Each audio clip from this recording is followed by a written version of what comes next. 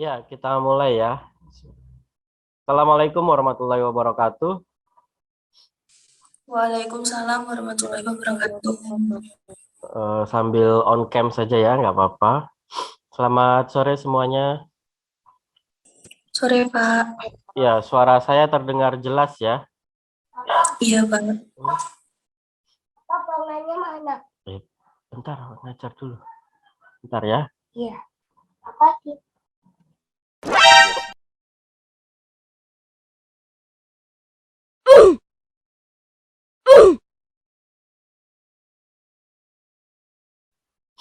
Ya, kita mulai ya. Tadi sudah mengerjakan semua? Sudah ya? Udah. Iya. Jadi total ada berapa materi kita ya?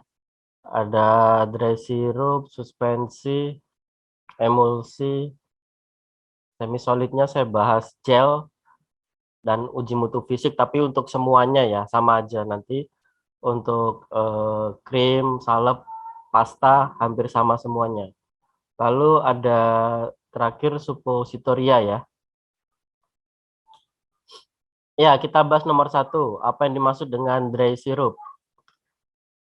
Menurut kalian apa yang dimaksud dengan dry syrup? Coba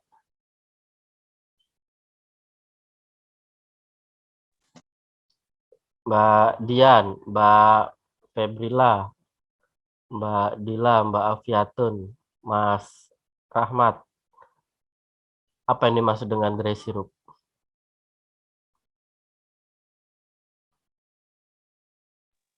Izin menjawab, Pak. Ya, Sediaan yang masuk ke dalam liquid sirup, tetapi kita mendapatinya dalam bentuk kering yang dikonsumsi secara oral. iya. Jadi sediaan cair tentunya dalam bentuk suspensi ya, yang diformulasikan dalam bentuk sediaan padat, biasa berupa granul ya, paling sering, tapi bisa juga powder atau serbuk. Nah, untuk menggunakannya harus direkonstitusi dulu ya. Umumnya penggunaannya bisa 1 minggu ya, tapi ada juga nanti yang memformulasikan untuk 2 minggu bisa juga, tapi paling umum 1 minggu ya. Biasanya untuk sediaan antibiotik ya. Ada yang tahu kenapa kok dibuat sediaan dry syrup dibanding sediaan cairnya?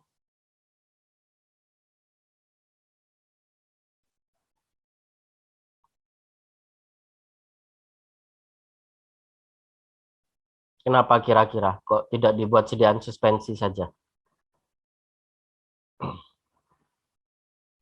Izin menjawab, Pak. Ya, Karena ada bahan aktif yang tidak tahan jika berkontak dengan air, iya. tidak Dan stabil. itu ya kurang stabil juga ya. Selain itu juga lebih mudah untuk memformulasikan dalam bentuk sediaan dry syrup karena nanti bisa menambahkan perasa juga di situ ya. Kita bisa tambahkan perasa dan juga aroma essence sehingga nanti rasanya lebih bisa diterima.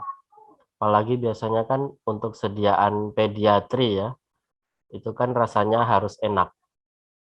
Sedangkan kita tahu sendiri antibiotika itu jangankan rasanya ya, baunya saja sudah bikin engap gitu ya.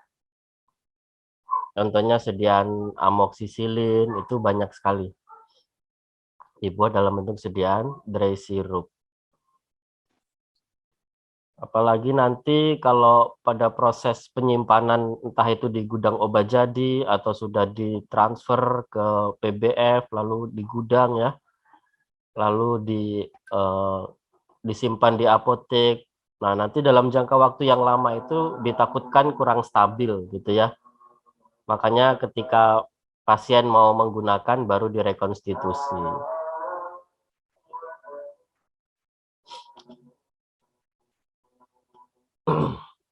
Iya, lalu untuk soal nomor 2,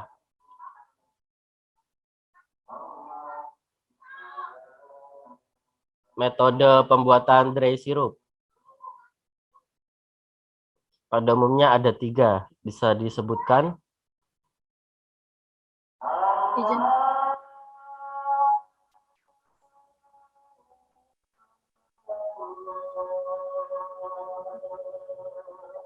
Dari itu ada 3. Bentar ya. Yang pertama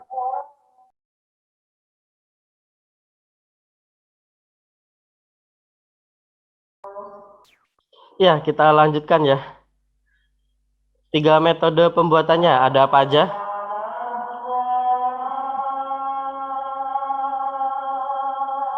Mbak Maria. ya, untuk 3 metode pembuatan dry syrup itu ada 3. Yang pertama itu metode yang digunakan ada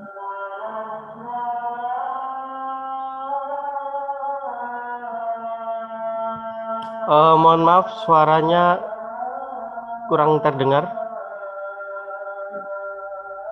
yang metode yang pertama itu metode powder blend yang diformulasikan itu berupa dalam bentuk serbuk. Kemudian yang kedua ada metode yang digunakan metode granulasi. Kemudian yang ketiga ada metode kombinasi antara granulasi dengan metode powder. Ya, jadi ada 3 ya. Yang pertama campur kering, yang kedua granulasi, yang ketiga campuran dari keduanya, gitu ya. Yang lainnya sambil on cam saja ya, nggak apa-apa. Iya, jadi ada yang sudah pernah di industri ya ini kemarin ya? Iya, ada yang punya pengalaman bekerja di industri kemarin? Sudah pernah bekerja di industri atau mungkin sekarang sedang di industri?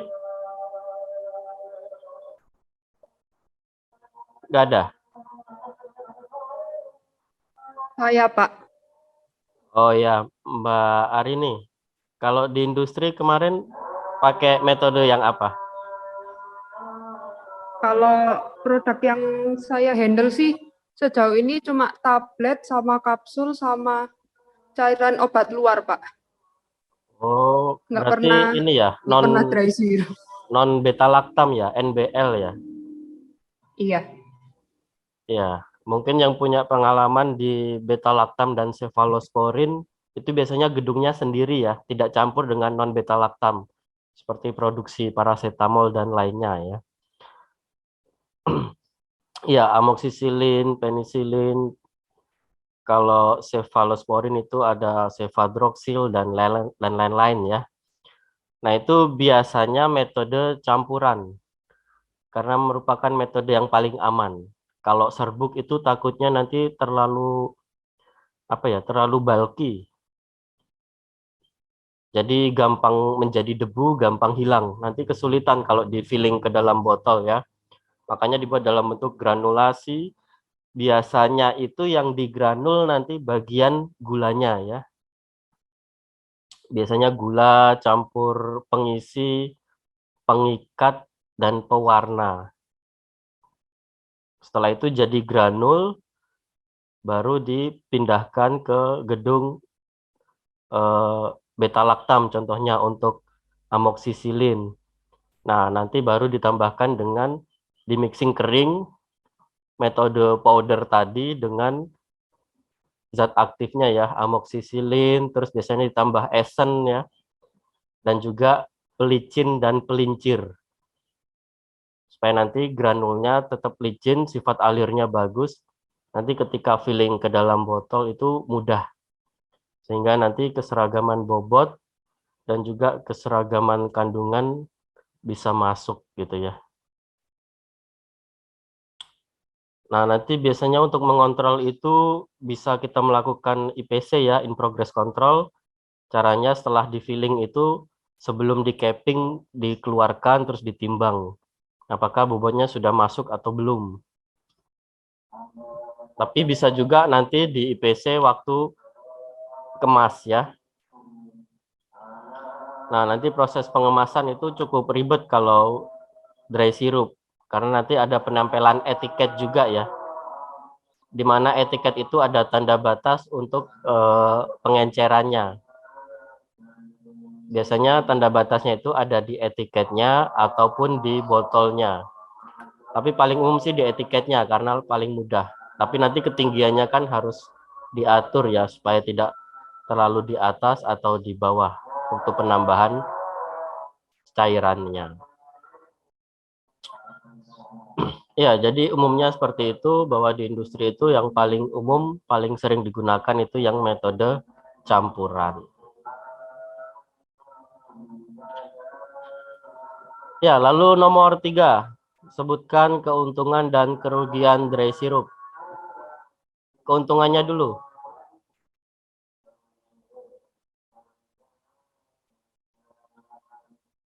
Mbak Afiatun, Mbak Susi, Mas Rahmat. Keuntungan pembuatan dry syrup atau keuntungan formulasi atau sediaan dry syrup?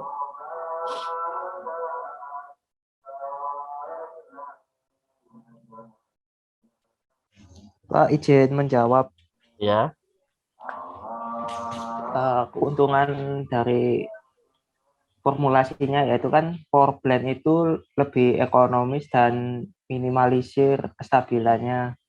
Terus untuk yang granulated produk tampilannya itu lebih baik, sifat alirnya bagus dan segregasinya berkurang. Yang kombinasi itu mengurangi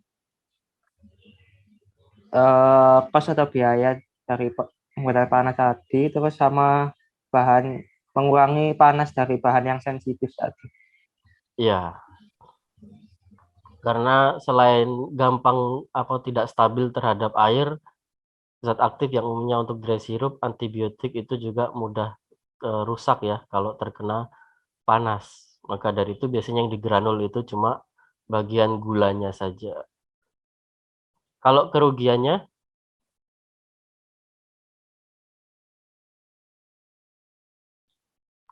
kerugian dry syrup, Mbak Adelia, Mbak Yeventia, apa kerugian dry syrup itu?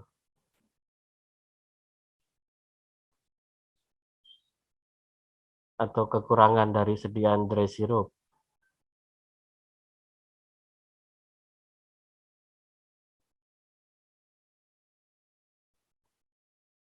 Apa kira-kira? Izin menjawab. Ya, Kerugiannya itu obat tidak tahan lama, kurang lebih 2 minggu, dan juga ada obat yang tidak stabil dalam larutan, dan volume dan bentuk larutan lebih besar, dan ada yang sukar ditutupi rasa dan baunya. iya. Jadi itu ya, itu merupakan tantangan kalau kita nanti di industri, khususnya di bagian formulator ya, atau di bagian R&D. Ya, jadi nanti bisa studi literatur sebelum formulasi ya, yang biasa disebut dengan preformulasi. Selain itu juga nanti bisa melihat histori produksi dan juga apa namanya, bahan dan alat yang digunakan untuk menjadikan pertimbangan ya. Yang paling penting sih histori dari eksperimen terlebih apa yang terdahulu. Nah, itu kira-kira kurang apa, nanti kita bisa modifikasi, kita bisa betulkan ya formulasinya. Kurang apa gitu ya. Ya, dulu itu ada kesulitan waktu saat proses filling ya.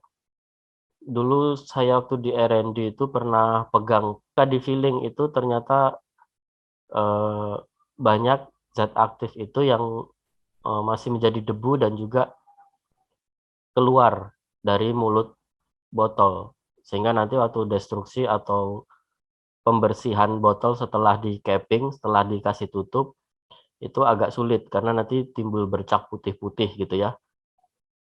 Timbul bercak putih-putih amoksisilin. Nah, kalau seperti itu mungkin kita nanti bisa tambahkan pemberatnya ya. Kita bisa tambahkan pengisi atau gulanya atau mungkin proses fillingnya ke dalam botol itu agak diperlambat ya kecepatannya gitu. Ya, nanti kalau di industri itu selain dari pengetahuan juga dari kebiasaan kita ya. Semakin sering kita mencoba untuk melakukan eksperimen, semakin terampil juga kita nantinya ya. Jadi gitu. Oke, selanjutnya apa? Kekurangan suspensi ya? Atau alasan dibuat sediaan suspensi?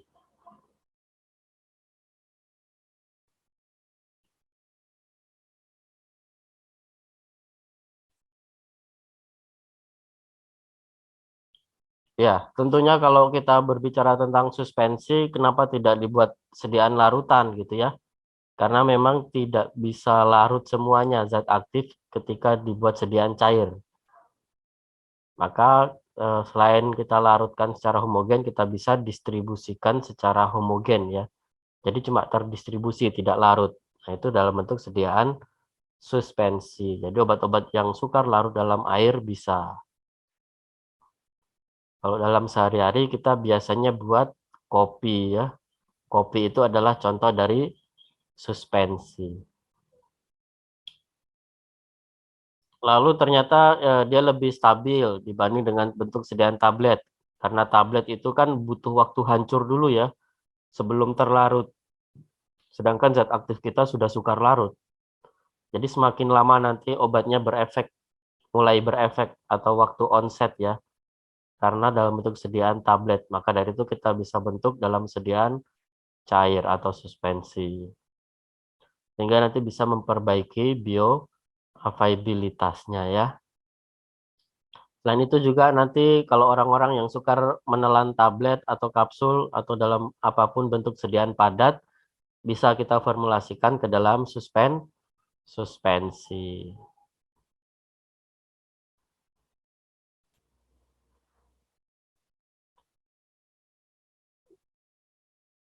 Ya, lalu selanjutnya yang nomor 5, apa yang dimaksud dengan emulsi? Apa kira-kira yang dimaksud dengan emulsi?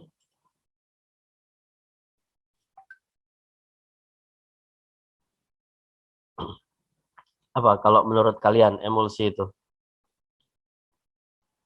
Di luar dari pengertian para ahli Jenis dan juga koloid ya. dengan fase terdispersi berupa cairan, terbentuk dari fase yang terdispersi dan pendispersinya sama-sama cairan yang tidak bercampur, terus ditolong dengan sebuah emulgator. Iya. Jadi sudah tidak ini ya, tidak mustahil lagi kita mencampurkan antara minyak dengan air, walaupun sama-sama cairan tapi tidak bisa bercampur ya. Jadi salah satunya itu kita bisa menggunakan emulgator sebagai penolong. Nah, nanti untuk proses bagaimana bisa tercampur ada di materi semua itu ya. Lalu merupakan sistem koloid kalau kita masih ingat di pelajaran apa ya? Di mata kuliah farmasi fisik tentang koloidal ya. Di mana dua campuran yang tidak bisa bercampur kita paksa dengan sedemikian rupa tentunya dengan menghitung dari nilai HLB ya nanti ya untuk proses pencampurannya sehingga bisa homogen. Masih ingat ya, nanti ada nilai HLB, hydrophilic lipophilic balance ya, di mana nanti komponen air dan komponen minyak bisa saling bercampur dan bisa bertahan dalam jangka waktu yang cukup lama, yang kita sebut dengan kestabilan emulsi. Jadi bisa saja kita formulasi, terus kita coba campurkan semuanya terbentuk korpus emulsi gitu ya.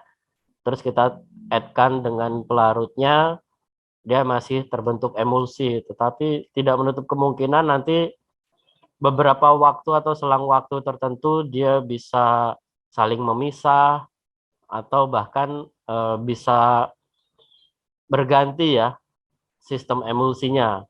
Mungkin dari water in oil bisa bisa terbalik menjadi oil in water gitu-gitu. Nah, itu adalah contoh ketidakstabilan dari emulsi. Jadi kalau kita beli soto itu ya, nah soto itu kan campur aduk ya antara air dan minyak. Tinggal tambahkan emulgator. Ada emulgator alami ya kan di tukang soto itu.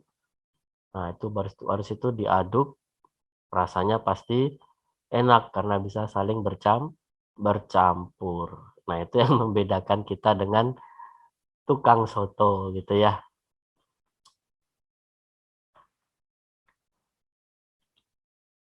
Ya, lalu keuntungan emulsi tentunya kita bisa menyebarkan atau membawa zat aktif yang sifatnya lipofilik ya. Selain itu juga rasa dan bau dari minyak itu nanti bisa ditutupi dengan pelarut air. Tentunya ini sifatnya oil in water ya. Lalu bisa terabsorpsi dan terpenetrasi lebih mudah. Lalu aksinya juga bisa diperpanjang ya untuk pelepasannya. Dan yang paling penting itu air merupakan pelarut yang murah gitu ya. Jadi itu beberapa contoh dari keuntungan sediaan emulsi.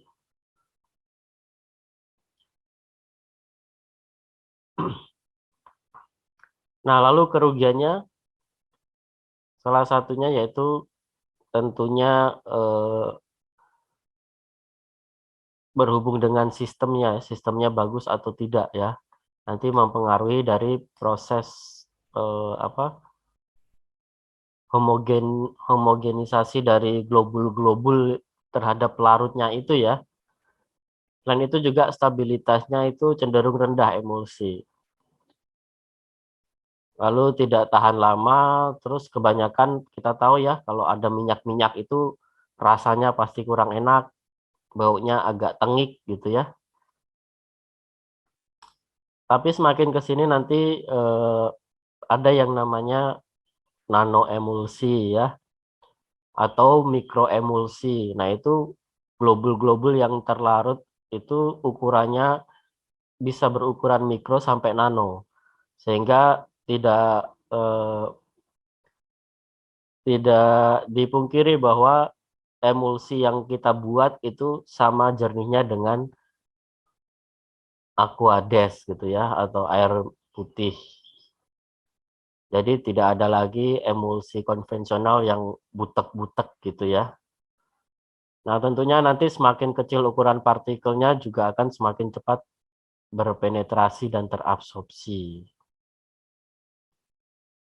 Bahkan ada dalam bentuk beberapa tetes dimasukkan ke dalam lambung, diminum, dia bisa menjadi emulsi sendiri dan berefek dan terlarut terabsorpsi gitu ya.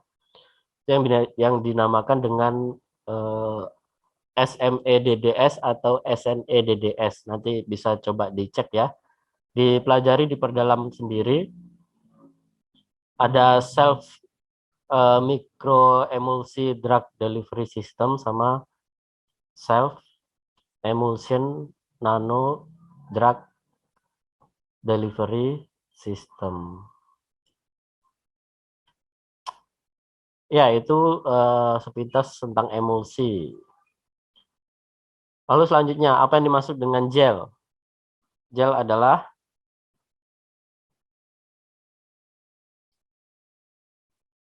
apa? Mbak Purbaningrum, Mbak Ismi, Mbak Lita, apa yang dimaksud dengan gel? Izin menjawab, Pak. Oh ya, Yang gel ini, kalau menjawab nggak usah minta izin ya, itu memang saya minta, jadi langsung aja. iya Pak. Gel ini sistem semi padat terdiri dari suspensi yang dibuat dari partikel anorganik atau molekul organik yang besar terpenetrasi oleh cairan. Bisa juga disebut dengan jelly Lalu yang harus diperhatikan dalam pembuatan gel agar baik adalah konsentrasi dari gelling agennya itu harus tepat, lalu menggunakan zat aktif yang larut dalam air. Iya, jadi itu yang dimaksud dengan gel ya.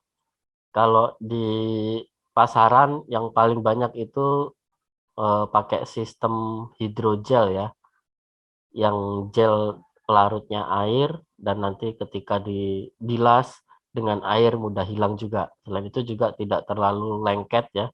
Kalau diaplikasikan di kulit. Lalu untuk konsistensinya ya benar kita harus memperhitungkan dari gelling agent ya. Contoh gelling agent contohnya seperti apa?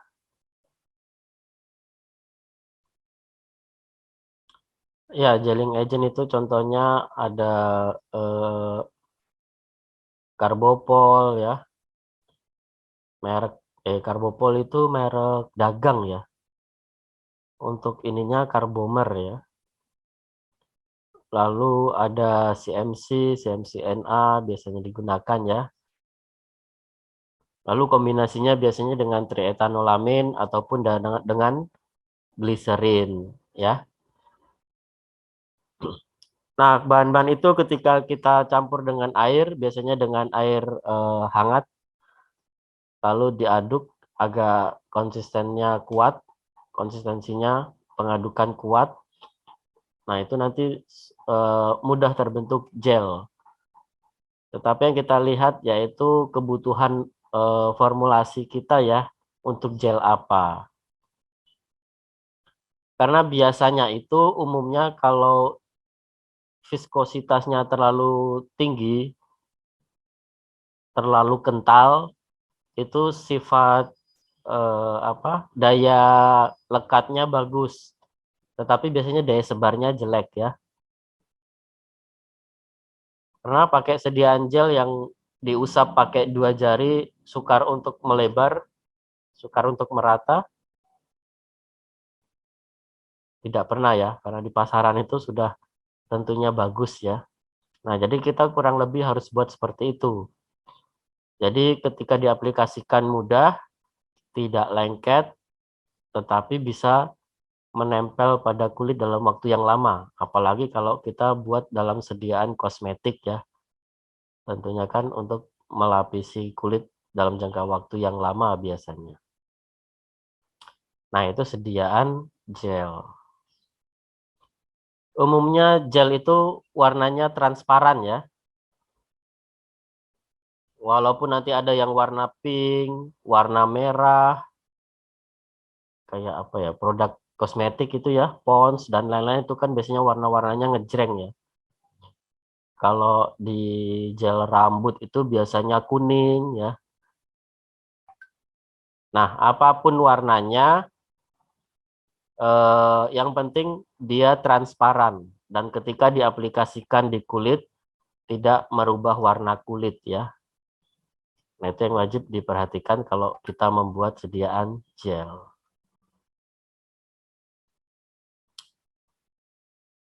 Ya, selain dari uji daya sebar, daya lekat, nanti juga ada viskositas, lalu ada uji pH juga ya.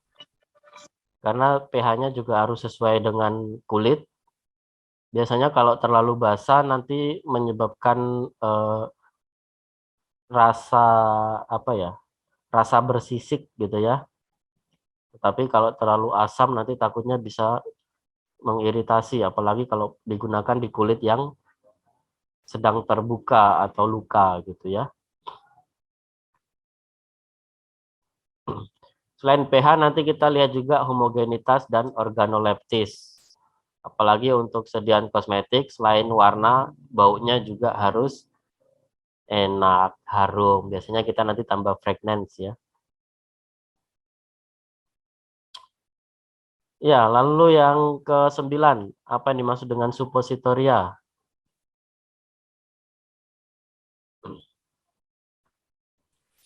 Sediaan padat yang digunakan melalui dubur umumnya berbentuk torpedo dapat melarut, melemak, atau meleleh pada suhu tubuh.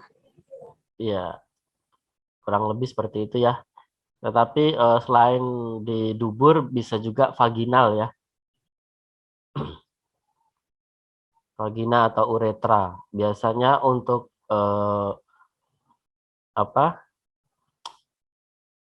hormon ya.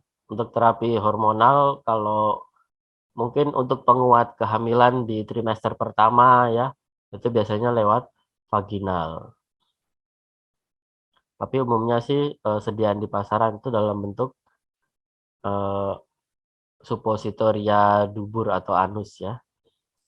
Lalu untuk basis yang biasa digunakan untuk sediaan suppositoria ada apa saja? Ada 3, Pak. Bahan dasar larut air, yaitu gliserin, gelatin. Yang kedua, bahan dasar berlemak, oleum kakao. Dan yang terakhir, bahan dasar lain, yaitu PEG. Ya, jadi itu bahan-bahan yang dimungkinkan nanti bisa melarut atau meleleh pada suhu tubuh. Nah, nanti untuk materi yang lebih dalam, lebih lengkap, dan juga contoh formulasinya tadi sudah dipelajari kan ya. Nah, nanti bisa diperdalam lagi, bisa cari jurnal lagi, bisa dipelajari lagi contoh formulasinya, metode pembuatannya, formulanya seperti apa gitu ya. Nah, nanti untuk masing-masing bahan, selain dari jurnal, kita juga bisa cari dari buku ya. Nah, nanti untuk komposisinya dari situ, dan untuk proporsinya nanti bisa cek di salah satunya di Handbook Pharmaceutical of Excipient ya. Di situ nanti ada. Kita pakai karbopol itu berapa persen sampai berapa persen untuk pembuatan gel gitu ya. Untuk humectanya pakai gliserin itu berapa persen sampai berapa persen. Nah, itu ada di Handbook Pharmaceutical of Excipient ataupun di Pharmacope Indonesia. Oke, dari 10 pembahasan yang kita bahas barusan, mungkin ada yang mau ditanyakan dulu? Atau ada yang kurang jelas? Pak, saya mau bertanya. Ya, Mbak Purbaningrum. Saya sempat baca beberapa sumber itu masalah pengujian mutu fisik sediaan semisolid itu ada yang mencantumkan uji sterilisasi sama uji keamanan hayati. Itu termasuk pengujian mutu fisik, lalu apa wajib apa enggak Pak untuk dilakukan? Ya, kalau pengujian mutu fisik sampai sterilisasi berarti itu untuk sediaan steril ya. Untuk sediaan semisolid atau liquid steril. Tetapi kalau untuk sediaan pada umumnya itu tidak sampai ke uji steril. Mungkin sampai di pengujian stabilitas saja ya, apakah nanti dia rusak atau tidak, ditumbuhi kapang kamar bakteri atau tidak gitu. Contohnya nanti viskositasnya jadi turun atau naik, atau warnanya berubah, baunya berubah gitu ya. Tetapi kalau untuk uji sterilitas itu untuk sediaan steril, entah itu sediaan semisolid atau liquid, contohnya tetes mata atau sediaan injeksi atau sediaan salep mata kalau semisolid biasanya ya, gitu.